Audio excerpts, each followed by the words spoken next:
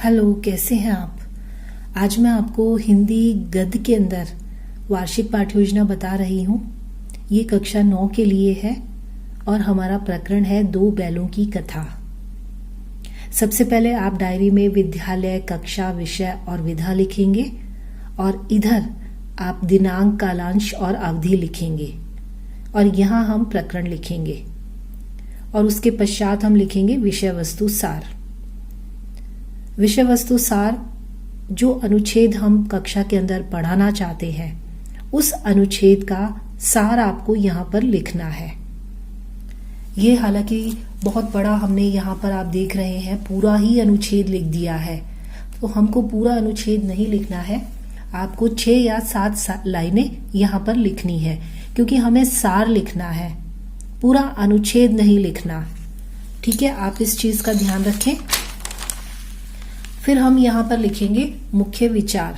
मुख्य विचार का अर्थ ये होता है कि इस पाठ के माध्यम से लेखक क्या कहना चाहता है। जैसे हमारा प्रकरण है दो बैलों की कथा, इसका मुख्य विचार है मनुष्य हो या कोई भी प्राणी हो, स्वतंत्रता उसके लिए बहुत ही महत्व रखती है। स्वतंत्रता के लिए लड़ना भी पड़े तो हिचकिचाए नहीं, लड़ना चाहिए।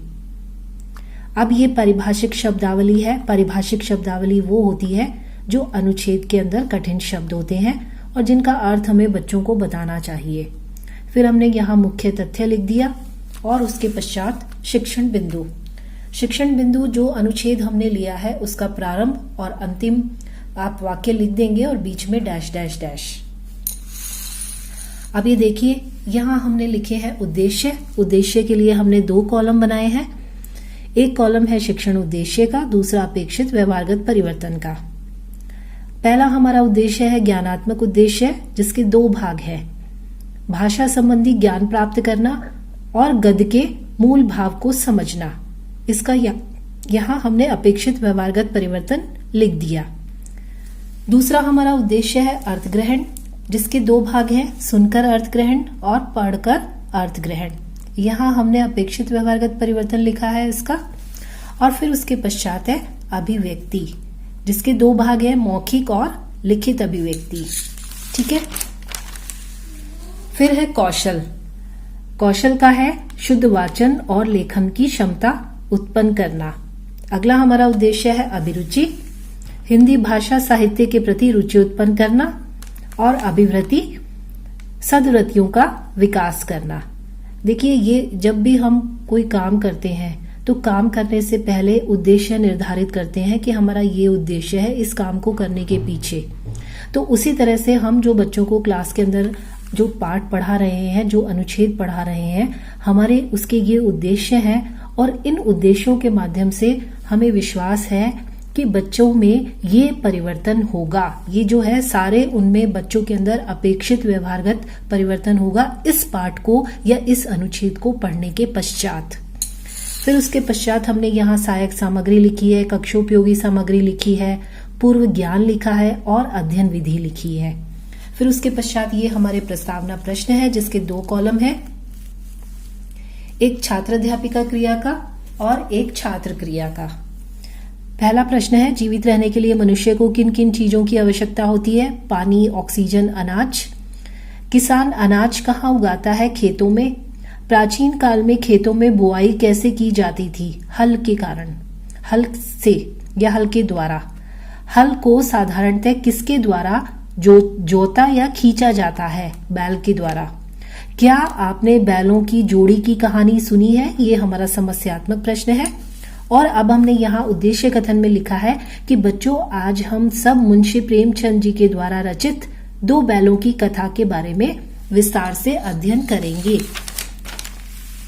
अब हमने यहाँ आप देख रहे हैं कॉलम बनाए हैं, शिक्षण बिंदु का, छात्राध्यापिका क्रिया का, विद्यार्थी क्रिया का, सहायक सामग्री का और शामपट सार का। छात्राध्यापिका क्रिया में हम लिखेंगे आदर्श वाचन, जो छात्राध्यापिका करेगी, जो अनुच्छेद वो पढ़ेगी। और अनुकरण वाचन, बच्चे अनुकरण वाचन यानी बच्चे भी वाचन करेंगे। जैसा छात्राध्यापिका ने किया है वैसा बच्चे भी पाठ को पढ़ेंगे। अब है अशुद्धि संशोधन, जब बच्चे पाठ को पढ़ेंगे तो हो सकता है उसमें कठिन शब्द हों, वो उन कठिन शब्दों का अशुद्ध उच्चारण करे, तो ऐसी स्थिति में छात्राध्यापिका उन अशुद्धियों को संशोधित करवाएगी। ठीक है। फिर उसके पश्चात बोध प्रश्न जो हमने अनुच्छेद पढ़ा है उसमें से कुछ प्रश्न पूछे जाएंगे। फिर ये हमारा आप देख रहे हैं, ये जो हमने अनुच्छेद लिया है, पूरा अनुच्छेद यहाँ पर हमने ये लिख दिया है। आपको इस तरह से यहाँ पर ये लगाना है। और फिर ये यहाँ शामपट सार में जो अशुद्ध शब्द थे, बच्चों ने अशुद्ध उच्चारण किया था और आपने उसका शुद्ध उच्चारण करवाया, तो वो भी यहाँ शामपट सार पर लगाना है। ठीक है। फिर उसके पश्चात काठिन्य निवारण। काठिन्य निवारण बहुत ही महत्वपूर्ण है, क्योंकि हम जब कठिन शब्दों के अर्थ बताते हैं तो सीधे अर्थ नहीं बताते हैं, विविध प्रविधियों का प्रयोग करते हैं। यहाँ हमने जैसे मनुष्य के लिए पर्यायवाची का, अधिकार के लिए उपसर्ग का, मित्र के लिए पर्यायवाची का, मालिक के लिए प्रत्यय का और परोपकार के लिए उपसर्ग का प्रविधि का इस्तेमाल किया है। अगर आप यदि ये सीखना चाहते हैं तो मैंने इससे पहले जो वीडियो थे उसमें ये बताया है कि आपको ये प्रविधि का किस प्रकार से प्रयोग करना है, तो आप वो देख सकते हैं, उससे आप समझ जाएंगे। फिर उसके पश्चात मौन पाठ है। छात्राध्यापिका बच्चों को मौन पाठ करने का निर्देश देगी। उसके पश्चात ये हमने अलग अलग आकृतियों में हमने कठिन शब्दों के जो है ये चित्र बना दिए हैं। ठीक है। और ये हमारा काठिन्य निवारण है। जैसा आप देख रहे हैं, आपको इसी तरह से ब्लैक शीट के ऊपर जो सिल्वर कलर है उससे इसी तरीके से आपको ये लिखना है। ठीक है। और यहाँ आप लिख देंगे ये काठिन्य निवारण।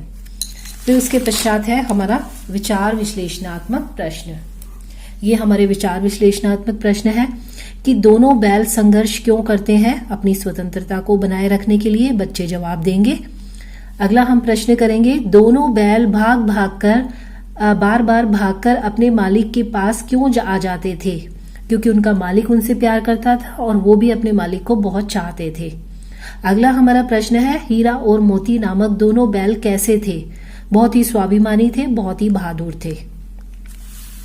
ठीक है। अगला हमारा प्रश्न है, ससुराल वाले परेशान होकर बैलों की क्या कर देते हैं? कि वो दोनों बैलों की नीलामी कर देते हैं। दोनों बैल मुसीबत में क्यों फंस जाते हैं? क्योंकि उन्हें एक कसाई को बेच दिया जाता है, तो वो मुसीबत में फंस जाते हैं। और यहाँ पर ये देखिए, ये हमने चित्र लगा दिया है और ये हमने यहाँ पर उस कथा का सारांश लिख दिया है। ठीक है। अब उसके पश्चात ये हमारे मूल्यांकन प्रश्न है, जो हमने एक शीट ली है और उसमें ब्लैक कलर से लिख दिया है, जैसा आप देख रहे हैं, और उसको जिलेटिन से कवर कर दिया है। आप 2 बहुविकल्पी, 2 रिक्त स्थान और 1 पंक्ति के उत्तर देकर आप लिख देंगे। और उसके पश्चात हम गृह कार्य बच्चों को देंगे कि 2 बैलों की कथा का सारांश अपने शब्दों में लिखिए।